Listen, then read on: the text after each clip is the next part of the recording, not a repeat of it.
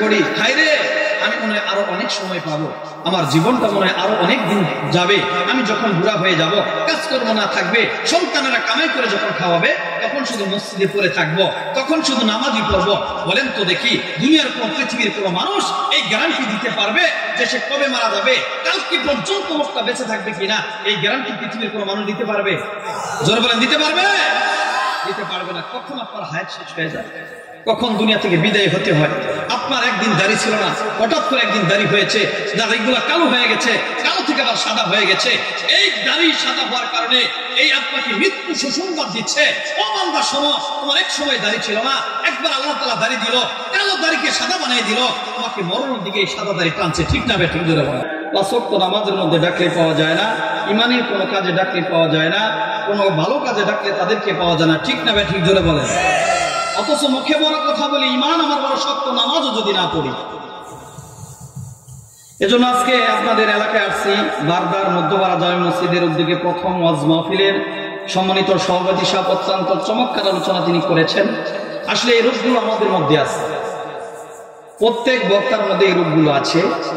আসলে এজন্য আমরা ওয়াজ করি ঠিক, কিন্তু মুসল্লিদের কোনো কাজে আসে না, আমাদের অন্তর, আমাদের ইখলাস ঠিক নাই, এজন্য আমরা ওয়াজ করলেও এটা কোনো কার্যকারিতা হয় না।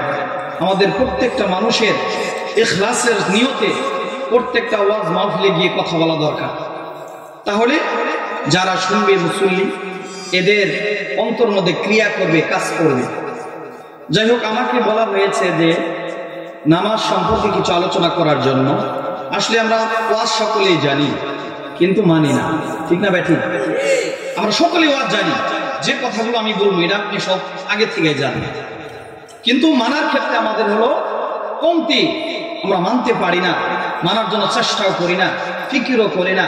অথচ নামাজ যে ব্যক্তি না পড়ে সে কুফরি কাজ করলো, যারা নামাজ না পড়বে তারা কি করলো?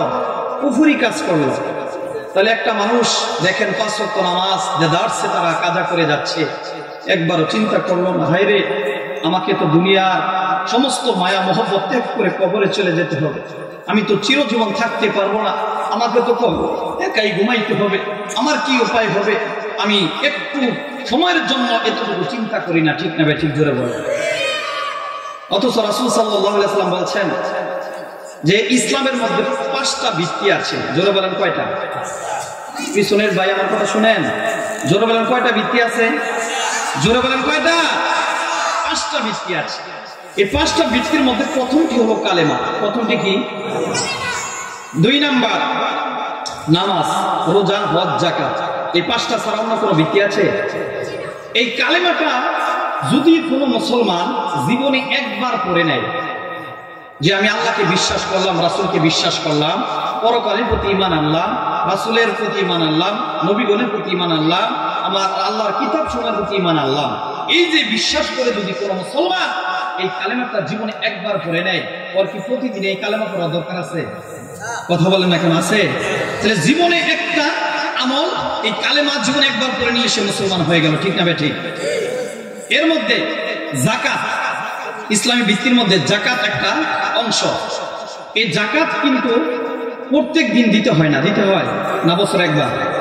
কথা বলেন না কেন? কয়বার? একবার বছরে যাকাত দিতে হয়। আবার সব মানুষের উপরে নয়, যাদের উপরে আল্লাহ তাআলা যাকাত খরচ করেছেন, যারা সম্পদের মালিক, তাদের উপরে এই যাকাতটা বছরে একবার দিতে হয়। তাহলে কালেমা প্রতিদিন পড়তে হয় না, জীবনে একবার পড়লেই চলে। যাকাত প্রত্যেক দিন দিতে হয় না, বছরে একবার দিলেই চলে। যারা ধনবান ব্যক্তি, প্রত্যেকের জন্য নয়। ঠিক না ভাই? ঠিক। ধরে বলবে। 3 নাম্বার হজ। এই হজটা কি মানুষকে প্রতিদিন করতে হয় না? যদি সম্পদ থাকে, যদি কোনো মানুষ জীবনে একবার এই হজটা করে, তার জীবনে আর হজ করা দরকার আছে? ফরজ আদায় হয়ে গেলে শেষ। তার উপরে হজটা ফরজ হয়েছিল, তার জীবনে একবার যদি কোনো মানুষ হজটা তার জীবদ্দশায় পালন করে, এই হজটা আর জীবনে পালন করলে না করলেও চলবে। ঠিক না ভাই? ঠিক। ধরে বলেন। তাহলে কালেমা প্রত্যেকদিন আমল করতে হয় না, যাকাতও প্রত্যেকদিন দিতে হয় না, হজও প্রত্যেকদিন করতে হয় না। 4 নাম্বার হলো রোজা। এই রোজা কি মানুষ প্রত্যেকদিন রাখে না বছরে 1 মাস? জোরে বলেন, কয় মাস? বছরে 1 মাস রোজা রাখে, প্রত্যেকদিন রোজা রাখতে হয় না। কিন্তু এমন একটা ইবাদত আমরা ছেড়ে দিচ্ছি, যে ইবাদতটা প্রতিনিয়তই প্রত্যেকদিন 5 বার করতে হয়, ঠিক না ঠিক জোরে বলেন? সেই ইবাদতের নাম হলো নামাজ। কি জোরে বলেন? কি সেই ইবাদতের নাম? কি জোরে বলেন? নামাজ। এই নামাজ যদি কোনো মানুষ সুস্থ থাকে, সাবালক থাকে, যদি জ্ঞান বুদ্ধি থাকে, পাগল না থাকে, প্রত্যেকটা মানুষের জন্য প্রত্যেকদিন 5 ওয়াক্ত নামাজ পড়া ফরজ, ঠিক না ঠিক জোরে বলেন? আর 4টা যে বৃত্তি বললাম এগুলো প্রত্যেকদিন আদায় করতে হয় না, নামাজ যেমন করে প্রত্যেকদিন আদায় করতে হয়, ঠিক না ঠিক জোরে বলেন? অথচ আমরা এই নামাজ থেকে গাফিল, যেটা প্রত্যেকদিন আদায় করতে হয় সেটা থেকে আমরা গাফিল হয়ে গেছি। আমরা চিন্তা করি, হায়রে আমি মনে হয় আরো অনেক সময় পাবো, আমার জীবনটা মনে হয় আরো অনেক দিন যাবে, আমি যখন বুড়া হয়ে যাব, কাজকর্ম না থাকবে, সন্তানেরা কামাই করে যখন খাওয়াবে, তখন শুধু মসজিদে পড়ে থাকবো, তখন শুধু নামাজই পড়বো। বলেন তো দেখি, দুনিয়ার কোন পৃথিবীর কোন মানুষ এই গ্যারান্টি দিতে পারবে যে সে কবে মারা যাবে, কালকে পর্যন্ত লোকটা বেঁচে থাকবে কিনা? এই গ্যারান্টি পৃথিবীর কোন মানুষ দিতে পারবে? জোরে বলেন, দিতে পারবে? দিতে পারবে না। কখন আপনার হায়াত শেষ হয়ে যায়, কখন দুনিয়া থেকে বিদায় হতে হয়। আপনার একদিন দাড়ি ছিল না, হঠাৎ করে একদিন দাড়ি হয়েছে, দাড়িগুলো কালো হয়ে গেছে, কালো থেকে আবার সাদা হয়ে গেছে। এই দাড়ি সাদা হওয়ার কারণে এই আপনাকে মৃত্যু সুসংবাদ দিচ্ছে, ও বান্দা শোনো, তোমার এক সময় দাড়ি ছিল না, একবার আল্লাহ তাআলা দাড়ি দিল, কালো দাড়িকে সাদা বানিয়ে দিল, তোমাকে মরণের দিকে এই সাদা দাড়ি টানছে, ঠিক না ঠিক জোরে বলেন?